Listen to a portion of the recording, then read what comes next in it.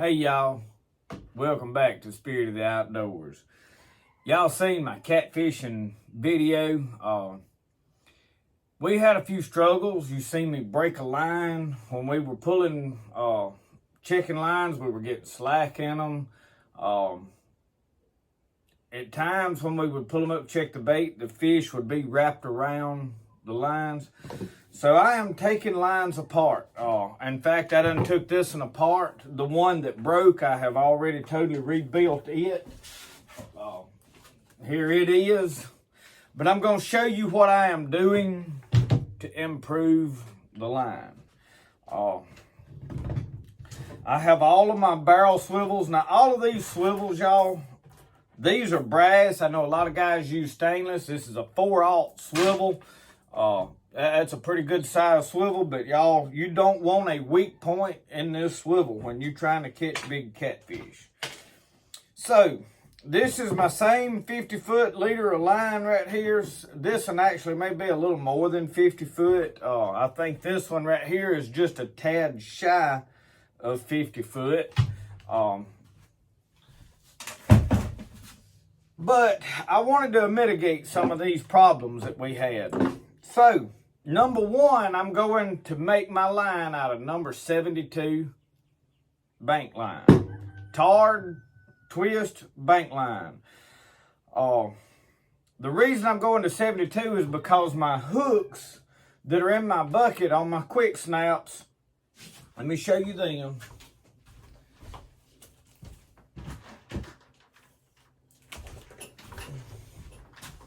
I have them all hanging in my bucket. There's several ways you can do this. I like the bucket because I know that I can keep my lines as long as they drop down. And some of them are a little longer than others, but theoretically, you get one of them loose, they get tangled around.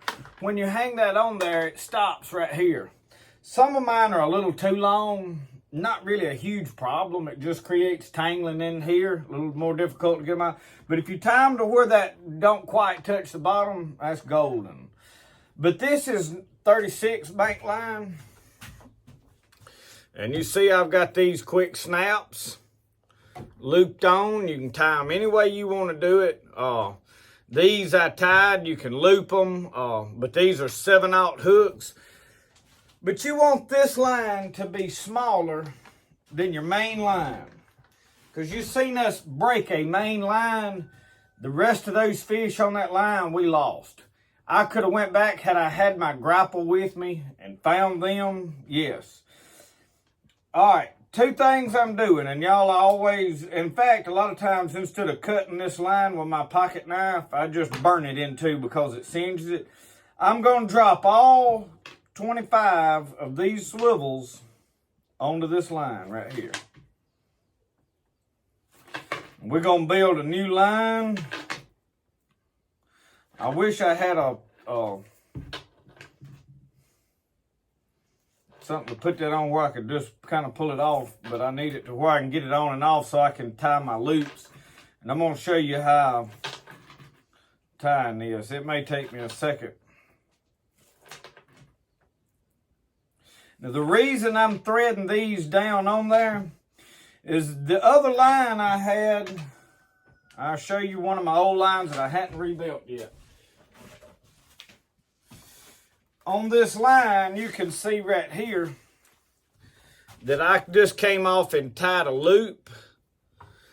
And I cinched that, get it where you can see, up on there. What that did was as they wrapped that or went around, that was tangling against the line upon itself. Not really a huge problem. Didn't really cost us fish.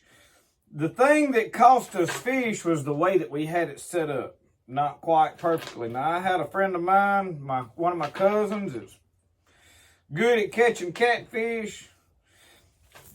Give me a few pointers. And I already knew I had to improve some things, but when somebody that's having success gives you tips, you listen and you do what they say do, because if somebody's having success at something, you can learn from them. You can't learn from people that don't know what they're doing. So And I told y'all in that video, I wasn't no expert at it. I still ain't. But I'm going to show you right now how I'm improving my line. So right here, I'm just going to tie an overhand loop knot. And that is so I can attach this to my line. Pull all of that, everything through that.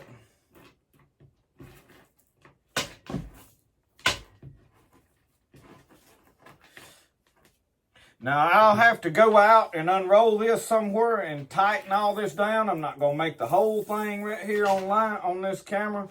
So the first thing we're going to do is I like to go to what we call a wingspan. You see why I wished I had something there to make that spool off on. Okay, I got me 2 wingspans. And this is where we're going to put our first swivel. No, actually not. Back up. I'm starting on the opposite end. The other line I started on the other end. Let's do 1 wing right here. Okay? You got to pull that pretty big because all of this has got to go through it. Swivels everything through. Okay. Here we go. I'll get us fixed up here in a minute. I got a knot. Take my first swivel. Pull it down, and I'm sure some of y'all probably already know how to do it like this. Why I didn't do it like this, it was just more work in the making of the line, and I probably was in a hurry to get all 3 lines made whenever I first initially built my lines now I've had those lines 4, 5, 6 years. Okay, now that's what we're going to go to. 2 knots swiveling there. What that does is allow that fish to go round and round, see?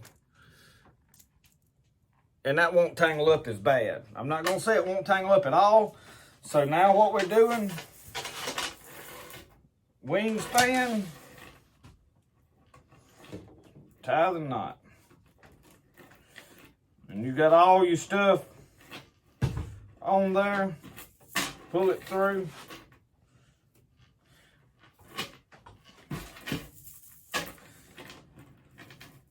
Slide a swivel down.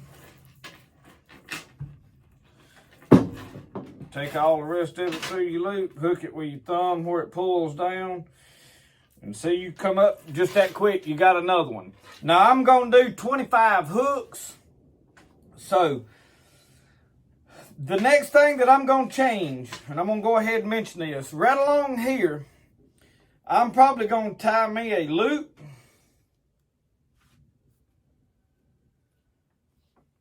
for my bottle. Let me show you how I'm going to do this differently. What I do with I've already made these for my other lines. Okay, you see this? Loop on each end, small loop right here at my finger. Now this one is where this will attach to my line. I'll put me some kind of a quick snap.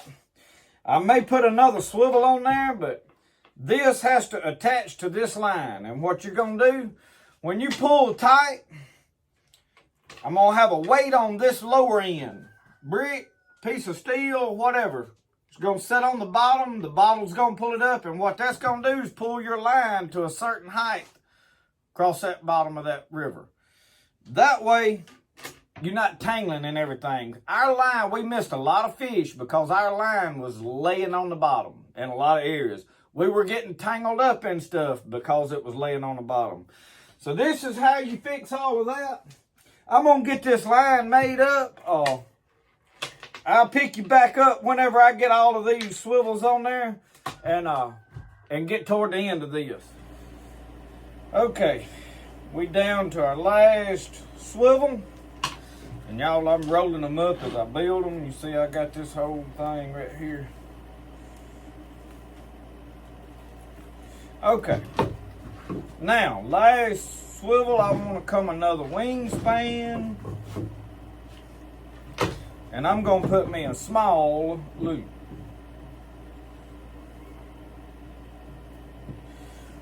Then I want to go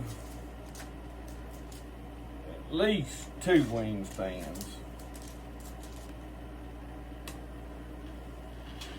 Oh, let's see here what I got. That loop, yeah. I want to go 1 wingspan from there. And I want to put a rather large loop. This one will be for my window weight, or either my 5, 6, something like that pound weight. This is on the end that'll be toward the bank. Now I want to go another 10 foot at least from there. Now y'all, on this, you don't always know how far you're going to need to be from the bank. So what I have done is I get right here somewhere and I just pick me a good spot. I don't worry about really how long or far I am, because I keep an extra roll of string with me. I keep an extra couple of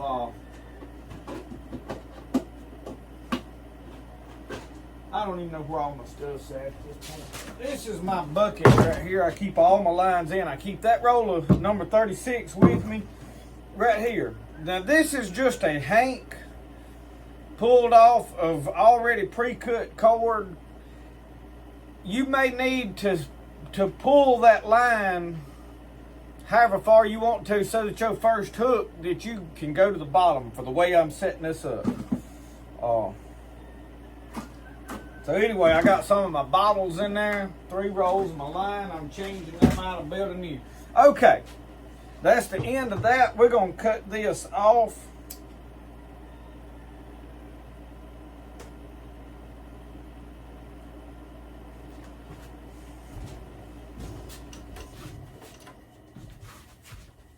I cut that air conditioner off. I think about it when I'm filming, it gets to roaring. When I'm editing, I notice it. I don't notice it when I'm sitting here. See, I usually cut that, and then I don't have to worry with that no more. Okay. We done pretty much with the line. Now, I'm going to show you how I'm setting it up. So, you're going to tie this off to the bank. And then you're going to put your window weight on this first loop. This is about 10, 12 foot out. You may not wind up putting that right there. In other words, you may have to figure out, you may have to add an extension on your line. It's hard to tell. But then after your window weight, this is where this comes in. This is what I am putting here. This is just a weight, some kind, half a pound. Whatever you do, you want to make sure that this weight will sink this bottle. Depending on how big a bottle. If you use a 2-liter bottle, you need a heavier weight. But what that's going to do, I'm hitting lights up there, is that's going to make sure that my line is tied right there and is that high off the bottom, all the way across. So you'll have one of these on both ends of your lines before your first hook, and then after your last hook. Because we lost a lot of fish, y'all, because our weights, our hooks was laying on the bottom. Blue cat will pick them up and eat them. Appaloosa is not as much. They're looking for a live swimming bait. They're not picking up stuff off the bottom. So that's one of the things that I am doing. That's the way I'm fixing my stuff up. I have not fished it yet, but I'm taking tips from people that are being successful. So, making new trot lines. Thank y'all for watching Spirited Outdoors. We'll see y'all next time.